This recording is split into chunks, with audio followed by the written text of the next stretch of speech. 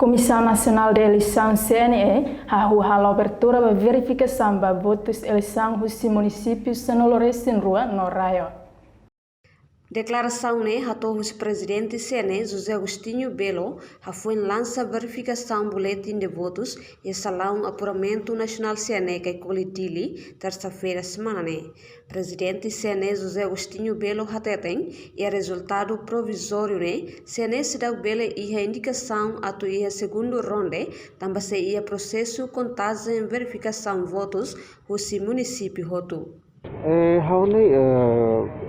Também está se halal a contagem, né? Estava 3.000 votam reclamações. Bele o voto ser não aumenta, né? Agora aumenta a porcentagem, né?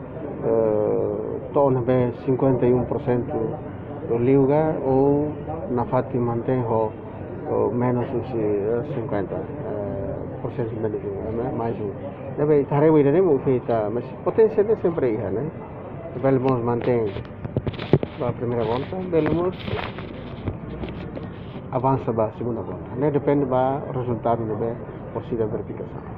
Entretanto, o resultado acta o Israeliur Sira e a Hotuona, mas bem a aviação Austrália setou e a Loren Ronuluresin Lima, fulang março no Europa ho Coreia do Sul, setou e a Loren Ronuluresin Hito, fulang março tinan Rihon Rua Ronuluresin Rua. Presidente Nemos Hatutang e a abertura para processo verificação para apuramento nacional CNE Hostai se convida participantes sira o observador nacional no internacional UNDP PNTL inclui fiscais sira.